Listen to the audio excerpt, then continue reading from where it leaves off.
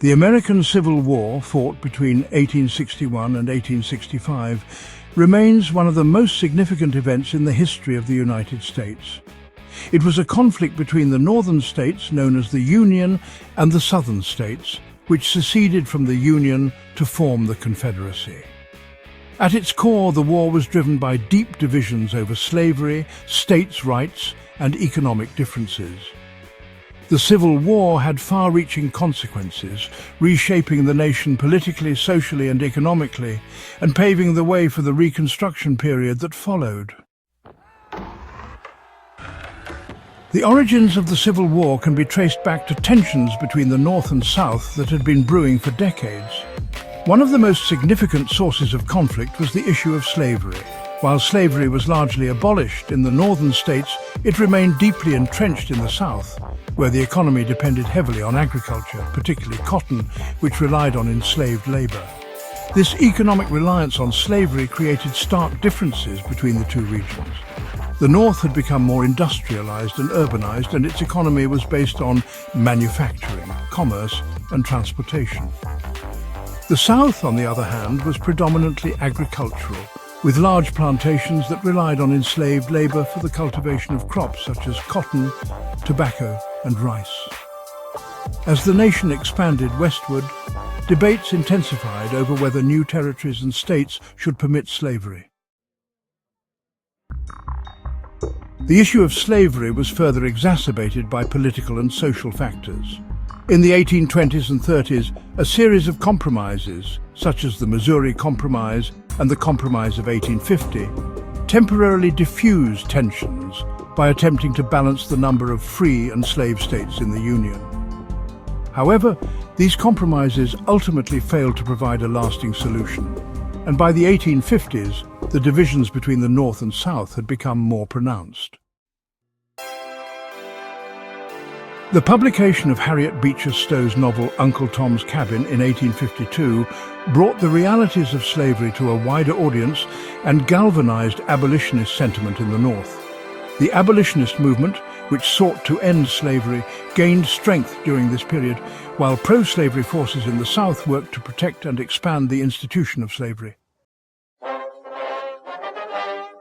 The 1854 Kansas-Nebraska Act, which allowed settlers in the Kansas and Nebraska territories to decide for themselves whether to allow slavery, further inflamed tensions.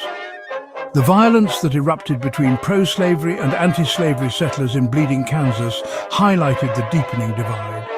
The decision of the U.S. Supreme Court in Dred Scott v. Sanford in 1857, which ruled that African Americans were not citizens and had no right to sue in federal court, also fueled animosity. The election of Abraham Lincoln as president in 1860 was the final catalyst for the secession of the southern states. Lincoln, a member of the anti-slavery Republican Party, opposed the expansion of slavery into new territories, although he initially stated that he would not interfere with slavery in the South. Despite this, the southern states viewed his election as a direct threat to their way of life and began to secede from the Union. In December 1860, South Carolina became the first state to secede from the Union, followed by 6 other southern states: Mississippi, Florida, Alabama, Georgia, Louisiana, and Texas, by February 1861. These states formed the Confederate States of America, with Jefferson Davis, a former U.S. Senator from Mississippi, elected as its president. The Confederacy sought to create a government that would protect and preserve the institution of slavery and assert the rights of states to govern themselves without interference from the federal government. The Union, led by President Lincoln, rejected the idea of secession and insisted that the nation must remain united. On April 12, 1861, Confederate forces attacked Fort Sumter, a Union military installation in Charleston Harbor, South Carolina. The attack marked the beginning of the Civil War. In response, Lincoln called for 75,000 volunteers to suppress the rebellion, and 4 more southern states, Virginia, Arkansas, North Carolina, and Tennessee, joined the Confederacy. The first major battle of the Civil War occurred at the Battle of Bull Run, also known as the First Manassas, in July 1861. The Union Army, under General Irvin McDowell, was defeated by Confederate forces led by General Pierre G.T. Beauregard and General Joseph E. Johnston. The Confederate victory boosted Southern morale, while the Union Army realized that the war would not be a quick and easy victory. In the early years of the war, the Union's strategy, known as the Anaconda Plan, aimed to blockade southern ports, cut off supplies, and divide the Confederacy by taking control of the Mississippi River. The Confederacy, on the other hand, sought to defend its territory and gain foreign recognition, particularly from Britain and France, which relied on southern cotton for their textile industries. The Union's military leadership was often criticized during the early stages of the war for its lack of effectiveness. General George McClellan, who was appointed to command the Army of the Potomac, was known for his cautious approach and reluctance to engage the Confederate Army decisively. This led to a series of inconclusive battles, such as the Peninsula Campaign and the Second Battle of Bull Run, which allowed the Confederacy to maintain control over much of the South. The war reached a turning point in 1863 with several key events. One of the most significant battles was the Battle of Gettysburg, fought from July 1st to July 3rd, 1863, in Pennsylvania. General Robert E. Lee, the commander of the Confederate Army of Northern Virginia, attempted to invade the North but was decisively defeated by Union forces under General George G. Meade. The battle was a turning point in the war, as it marked the first major defeat for Lee and his army and ended any hopes of a Confederate invasion of the North. In the West, Union General Ulysses S. Grant achieved significant victories, most notably the capture of Vicksburg, Mississippi in July 1863. The victory gave the Union control of the Mississippi River, effectively splitting the Confederacy in two and cutting off vital supplies from the West. Meanwhile, Lincoln faced political challenges at home, as many Northern Democrats, particularly those in the border states, opposed the war and its associated costs. The president, however, remained committed to preserving the Union and ending slavery, which he saw as essential to the nation's future. In September 1862, Lincoln issued the Emancipation Proclamation, which declared that all enslaved people in Confederate-held territory were to be freed.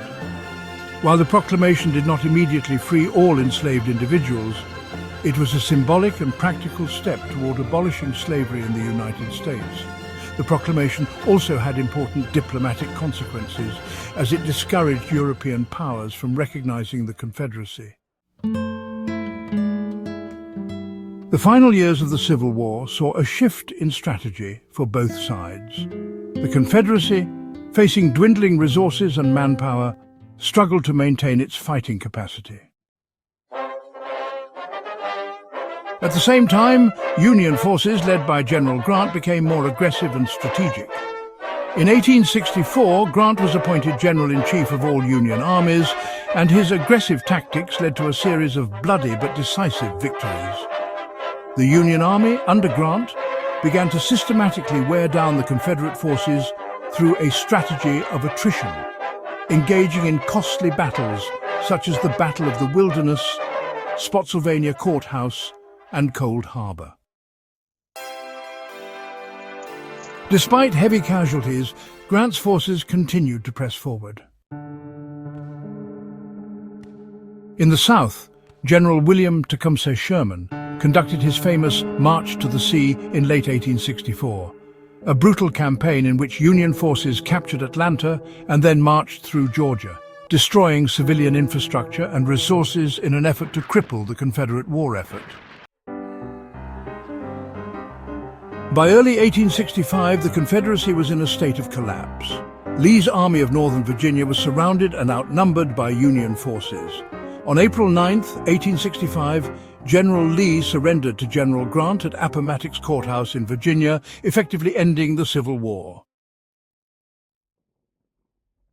The Civil War resulted in the deaths of an estimated 620,000 soldiers and countless civilians, making it one of the deadliest conflicts in American history. The war also had profound social, political, and economic consequences. One of the most significant outcomes of the war was the abolition of slavery.